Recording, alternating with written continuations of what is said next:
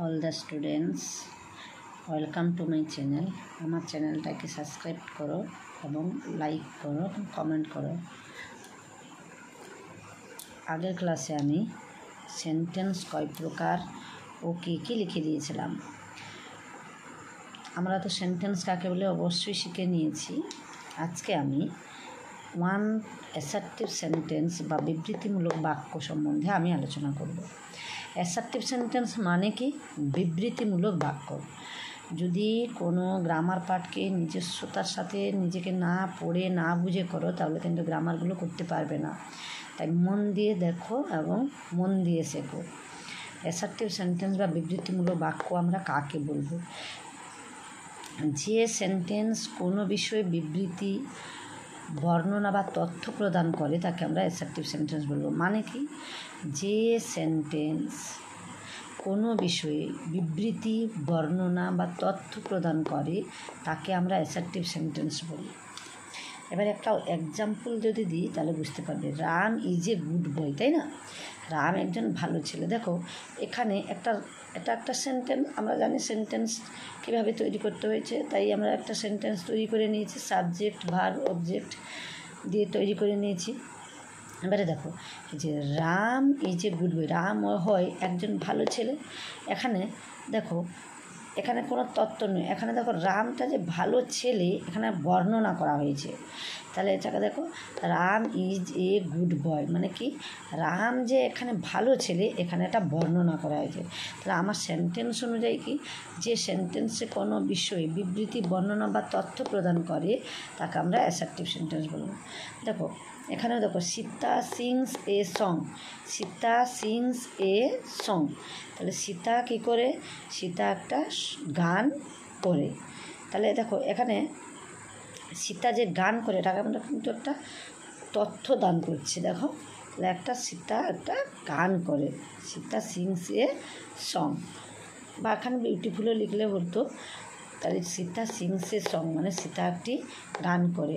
আচ্ছা, আমাদের একটা আইডিয়া মনে রাখবে যে সিংস হয়েছে কেন না? সীতা যেহেতু থার্ড পারসন সিঙ্গুলার নাম্বার, তাই ভার্বের শেষে এস বা ইএস যোগ করতে হবে। এই সিংস মানে শেষে যদি আমরা এস না দিই তাহলে কিন্তু বাক্যটা সম্পূর্ণ ভুল হয়ে যাবে। তাহলে এটা কি লেখা হলো? Sita sings a song, Sita একটা সুন্দর গান করে। তারপরে লিখেছি Sayan plays football, Sayan football খেলা করে। এবারে দেখো প্লের পরেও দেখো আমি এস যোগ করেছি। তাহলে কী হলো? সায়ন প্লেজ ফুটবল মানে সায়ন ফুটবল খেলা করে। দেখো এই যে তথ্যগুলো আমি পুরোটাই কী করছি? বর্ণনা করে দিচ্ছি, মানে বিবৃতি করে দিচ্ছি। ঘটনাটার মধ্যে দেখো কোনো কিছুই মনে হচ্ছে না একটা থেমে গেছে বা একটা কিছু হবে। আমি যদি এক্ষুনি বলতাম যে রাম ইজ এ গুড বা রাম ইজ ভালো, এটা কি? এটার মধ্যে কোনো সেন্টেন্সের মধ্যে কোনো কিছুই হলো না। কিন্তু আমি যখন Ram is a good boy বলছি তখন কিন্তু রাম একজন ভালো ছেলে। দেখো এটা টোটালটাই ক্লিয়ার হয়ে যাচ্ছে সেন্টেন্সের মধ্যে, টোটালটাই আমরা বুঝতে পারছি যে রাম খুব ভালো ছেলে। এই যে ঘটনার মধ্যে দেখো এই ঘটনার মধ্যে কোনো কিছু আটকে নেই, মানে পুরো ঘটনাটাকেই আমি বর্ণনা করে দিয়েছি। যে ঘটনার মধ্যে একটা খামতি থেকে যাবে সেরকম নয়, পুরো ঘটনাটা একদম তথ্যটা আমি তুলে ধরেছি। তাহলে দেখো সীতা সিংসের সঙ্গে একই কথা, এটাতেও আমরা ঘটনা তুলে ধরেছি। তাহলে অ্যাসার্টিভ সেন্টেন্স মানে কি? এটা হচ্ছে বিবৃতিমূলক বাক্য। আর মনে রাখবে অ্যাসার্টিভ সেন্টেন্স সবসময় সাবজেক্ট ভার্ব দিয়ে শুরু হয়। অনেক সেন্টেন্সে দেখো সাবজেক্ট থাকে না, অনেক সেন্টেন্সগুলোতে সাবজেক্ট থাকে না, কিন্তু অ্যাসার্টিভ সেন্টেন্সের ক্ষেত্রে সবসময় সাবজেক্ট ভার্বটা অবশ্যই থাকবে, না হলে কিন্তু অ্যাসার্টিভ সেন্টেন্স তৈরি হবে না। তাহলে বুঝতে পারলে? তাহলে অ্যাসার্টিভ সেন্টেন্স তৈরি করতে গেলে আগে সাবজেক্ট ভার্বের প্রয়োজন। দেখো প্রত্যেকটা সেন্টেন্স আমি কিন্তু লিখেছি। দেখো এটাও দেখো সাবজেক্ট, তারপরে ভার্ব, তারপরে অবজেক্ট। এবারে সাবজেক্টের পরে ভার্বটা আমাদের সাবজেক্টের উপর নির্ভর করে কিন্তু বসাতে হবে। এখানে ইজটা বসেছে কেন না? রাম যেহেতু থার্ড পারসন সিঙ্গুলার নাম্বার, তাই এখানে ইজ বসেছে। এগুলো পরের ক্লাসে সব একে একে আলোচনা করে দেওয়া হবে। তাহলে প্রত্যেকটা অ্যাসার্টিভ সেন্টেন্স সম্বন্ধে আমাদের আইডিয়া হয়ে গেল। অ্যাসার্টিভ সেন্টেন্স বলতে শুধুমাত্র ঘটনাটা বর্ণনা করা হবে, ঘটনাটা উল্লেখ করা হবে। যে ঘটনার মধ্যে কোনো কিছু যে লুকিয়ে থাকবে সেরকম কোনো নয়, ঘটনাটা একদম ক্লিয়ারলিভাবে বলতে হবে। ধরো আমি বললাম যে আই সো এ ক্যাট, আমি একটি বিড়াল দেখেছি।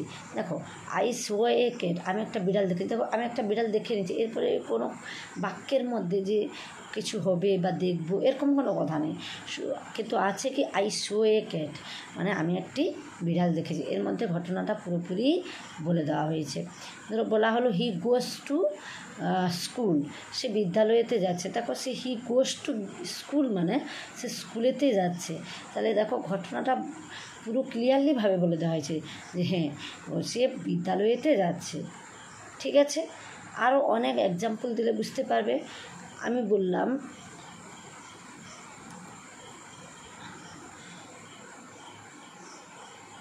Ram sings a beautiful song, Ram একটা সুন্দর গান করেছে। তাহলে দেখো রাম যে একটা সুন্দর গান করেছে সে ঘটনাটাও তুলে ধরা হয়েছে। ঠিক আছে, তাহলে অ্যাসার্টিভ সেন্টেন্স সম্বন্ধে আমাদের আইডিয়া হয়ে গেল। তাহলে অ্যাসার্টিভ সেন্টেন্সের যে উদাহরণটা দিতে হবে সেটার জন্য বাক্যটা সম্পূর্ণ পুরোপুরি হওয়া চাই এবং বাক্যের মধ্যে যেন ঘটনাটা বর্ণিত থাকে। আজকের মতন ভিডিওটি শেষ করলাম।